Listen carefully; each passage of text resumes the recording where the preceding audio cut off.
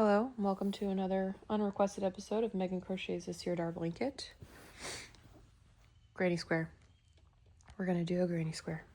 Granny triangle, I should say. So I already finished my center panel. It was a rectangle. I blocked it into a square. Life is good. Now I made one of these triangles and I'm going to show you how I did it. Here we go. Looking at the pattern, the most important thing to note is that we don't turn our work ever. So we're starting off with chocolate. We stay facing on the right side of the work this whole time. I'll show you what I mean. Now the pattern says make a 4 chain and slip stitch. I prefer to make a magic ring. So we're going to do a magic ring instead. So I'm going to loop around here. Pull through. Let go. Lock it with a stitch. And then it says chain 3. Chain 3 counts as a stitch throughout. We're going to do a loose chain 3. So there's 2. We're going to do the top one really loose because we have to work back into it throughout across this whole pattern. And if it's tight, it's going to be a pain to get into. Okay, so that counted as 1 double crochet. Then we're going to add a second. So that's 2, and I'm working into the ring. 3 and 4. And then we're going to chain 1, chain 2, chain 3. That makes the point of our triangle. And then we're going to go, oops. Oh, try that again. Yarn over. Chain 1. 1 double crochet. 2, 3, and 4, and that is it for this round. We're going to fasten off the brown. To fasten off, I like to chain, hold it, snip, and then pull through. Now we do need to tighten that magic ring. So I'm going to untwist my magic ring and I'm going to pull tight and watch as it draws through. Pull that really tight.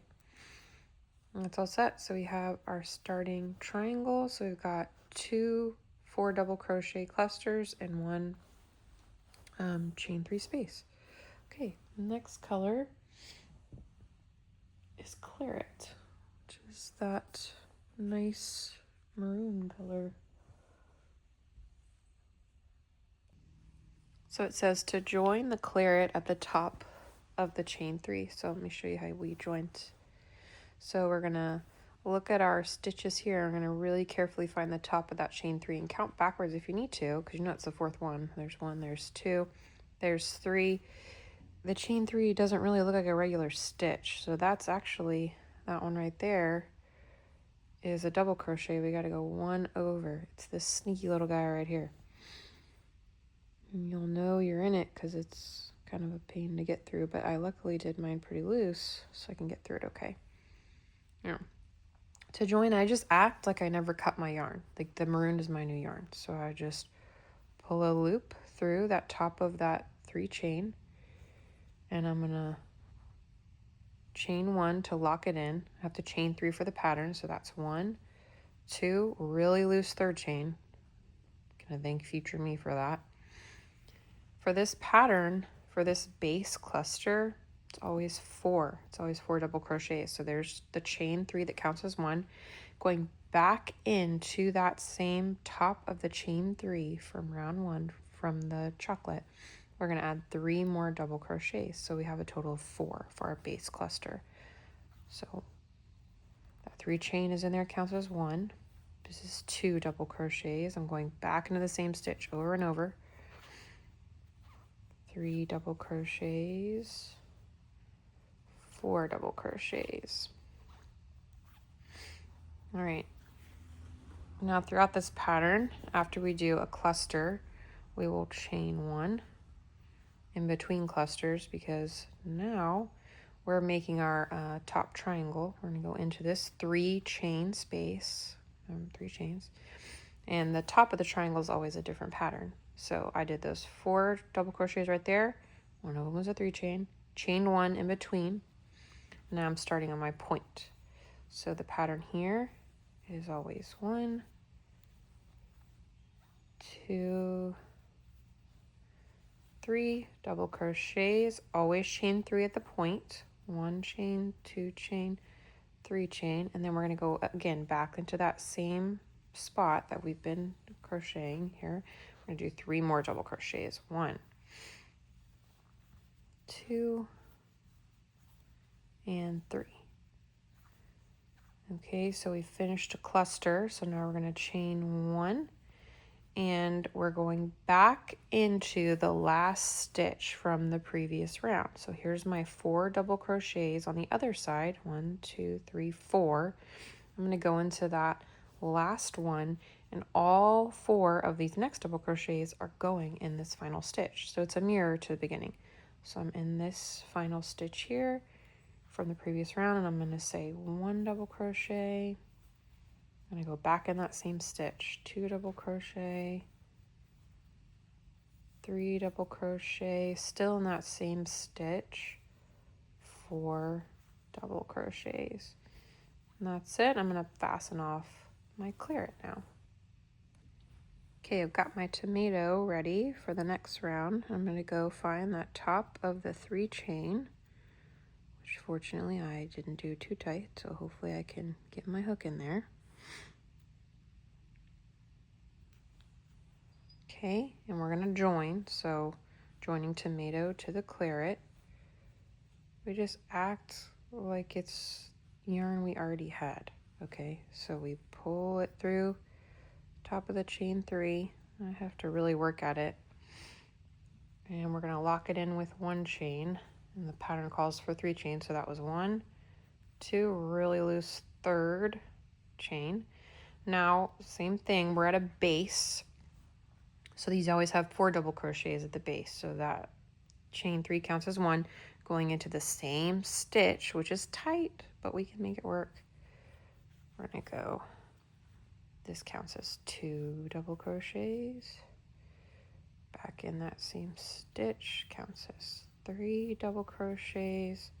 Back in that same stitch, 4 double crochets for a base. Chain 1 always between clusters. Now I'm looking for the next chain 1 space. So right here is my chain 1 space from the claret round. So now we're going to do 3 double crochets into that cluster, into that chain 1 space. So 1,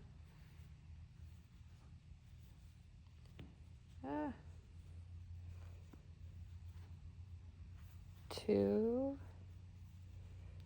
and 3 double crochets into the chain 1 space. Excellent. Chain 1 between clusters. Now we're ready for the pattern at always the same at the top of the triangle. There's my chain 3 right there. Did I chain 1? Yes, I did.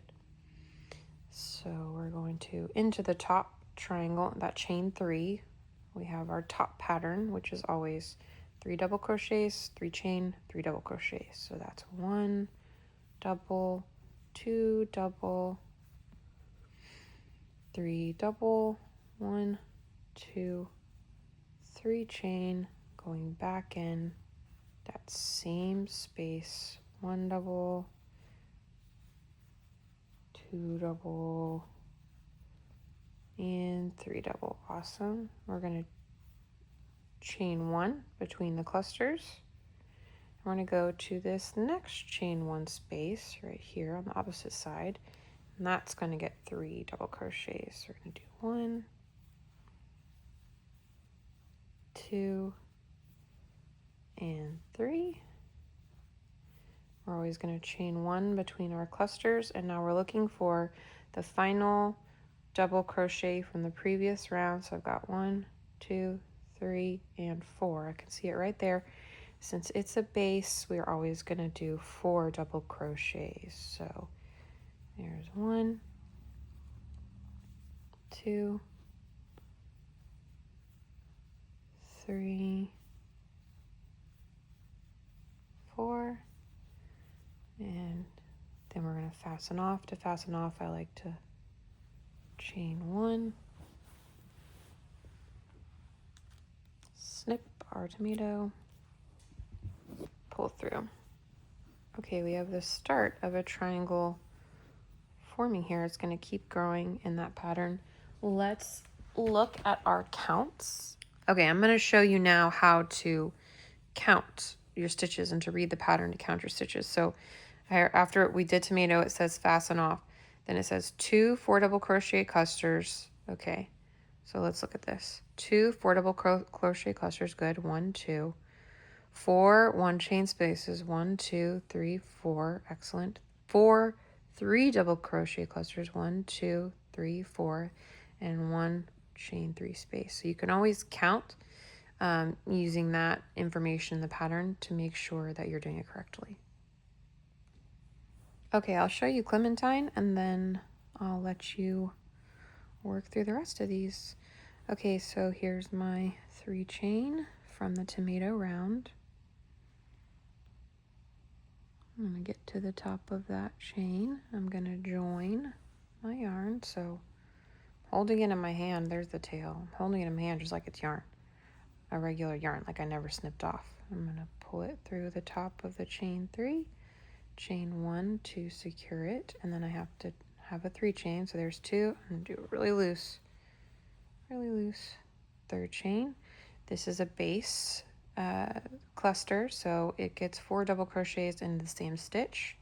That counted as 1. So going back into the top of that chain 3. Ooh, drop the stitch. Take 2. Now that's 2 double crochets, 3 double crochets, and 4 double crochets, and we always chain 1 between the clusters. Then I'm looking for my next chain 1 space, which is right here, and we're going to put 3 double crochets, 1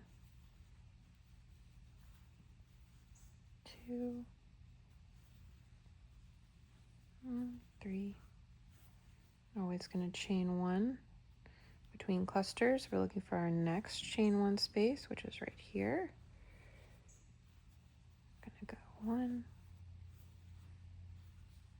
2 3 double crochets. We're going to always chain 1 between that cluster. Now we're going to make the point, which is its own special pattern. So the point is going to be 3 double crochets. So 1 2 3. Now here's our exception because it's the point. We do 3 chains. 1 2 3, and then again 3 double crochets, 1 double crochet, 2 double crochet, and 3 double crochet. We always chain between clusters, so chain 1. Looking for my next chain 1 space, which is going to be right there. Going right in between that. I just put my hook into that big open circle. When I'm in the chain space, I'm not like putting my hook through that little bitty chain right there. I'm literally putting it in this big old open circle right there. 1 2 3, and this is called a chain space that we're crocheting into. It's a chain 1 space because we chain 1 in between each cluster. So there's my 3 double crochets, chain 1. Now my next chain 1 space is right here, and this is a 3 still. 1 double crochet, 2 double crochet, 3 double crochet, and always chain after my clusters, chain 1. And now I'm into my final round of Clementine, and I'm looking for my final double crochet from the tomato round. Count backwards if I need to. There's 1 2 3 4 right here. So I'm going to fit 4 into the same stitch. It's a base, so it always gets 4 double crochets. 1 into the same stitch, 2, 3 into the same stitch, and 4th and final double crochet of the round into that tomato stitch, 4, and then I'm going to, I always just pull up a chain to cast it off and pull that through. So I'm going to snip this yarn, and then I'm just going to pull that through, tighten that down. Okay, and now let's look at what our pattern says when it comes to Clementine. After it says fasten off, we can read in the pattern what it wants us to have.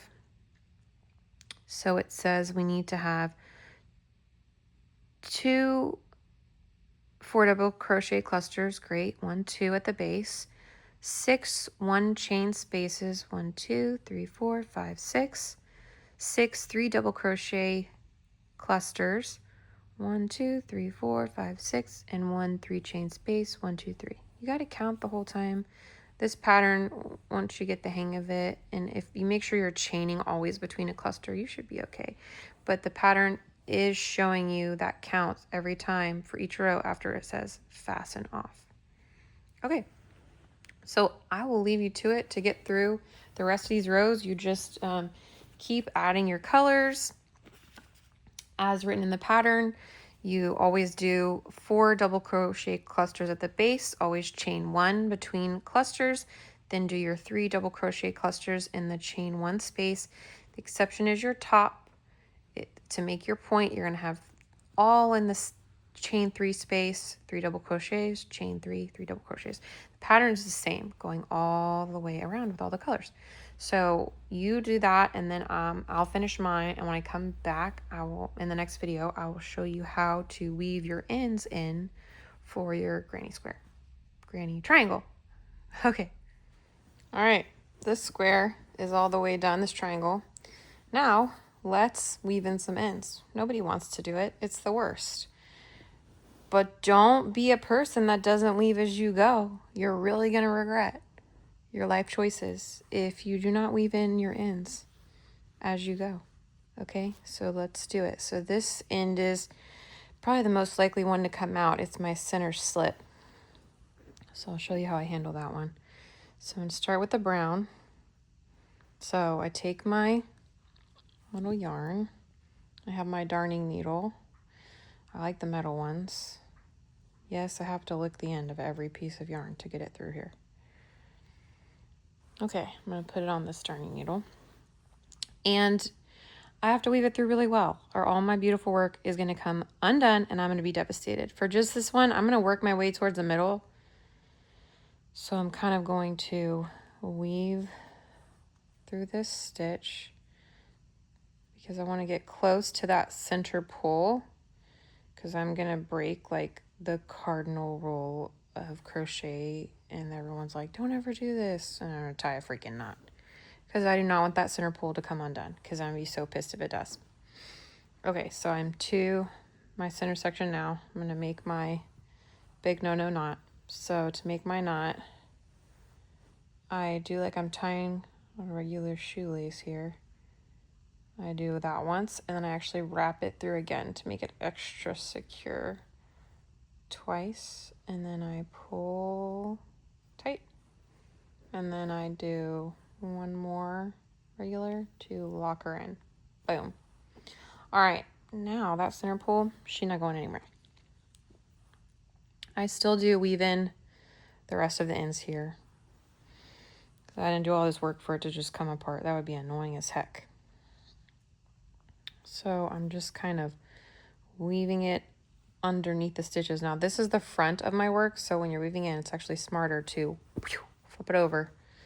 This is the back of my work, and it looks different. I can tell this is the back of my work because look at this stitch.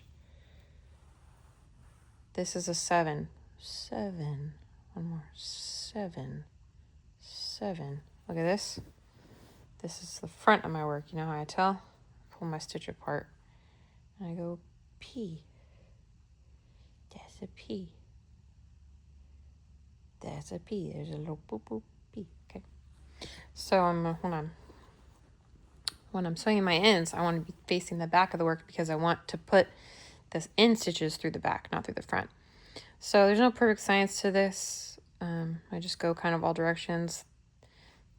All these double crochets here are nice to get through because they'll hide that stitch really well. So I just pulled through there. I'm going to go through this section here. I double knotted this section. I don't have to weave it in quite as well.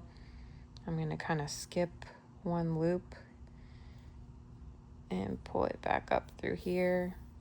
There's no like perfect way to do this. Then don't cut your work when you do this. I kind of pull the string and snip the end. Okay, that one's weaved in. Nobody wants to do this. Nobody likes to do this. But you got to do it as you go. Or you'll be miserable at the very end when you have 10 million ends to weave in. Nobody wants that. I'll get this on my needle and I'll show you how I weave in the other ones. Not just that middle brown one. So on my darning needle, I'm going to come here. I want to hide it in the same color stitch. So I'm going to shove it underneath all of these double crochets here. I'm going to pull that through. Don't tug it too tight, you'll pull a stitch. Then I'm going to work my way into this double crochet. There's lots of options here to kind of hide it, pull it through. But we want to go different directions and go through multiple stitches. Pull it through here, and then I'm going to hide it underneath these red ones, these tomato ones.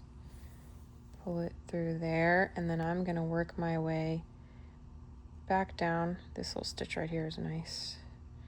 I'm going to work my way back down, and I want to end up in this big section because it's easier to hide the long strand within that. So I'm not far down enough. I'm gonna put it through this stitch. And then I'm gonna run it through all of these.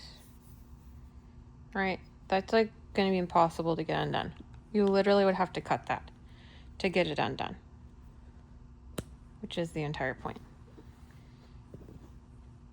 And that's it. That's how you sew in an end. Don't be a loser that waits until the very end to do it, because you'll have so many regrets in your life. Another way you can do it, you can put it through. These stitches are nice to put it through that cluster. Pull it through here.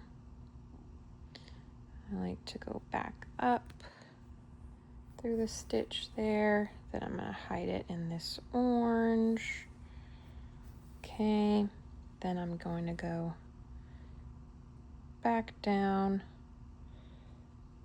through this stitch, pull here. I'm going to get it down a little bit more. I'm going to literally twist it through here. One thing you can do is when you're doing the big cluster like this, you can put it all the way through that cluster. And then sometimes you're not really supposed to go under the same area twice, but I totally do. I skip that first one so it'll grab it like an anchor. It'll anchor it.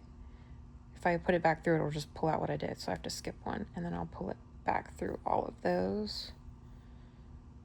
And don't pull too tight. All right, that one's not going anywhere.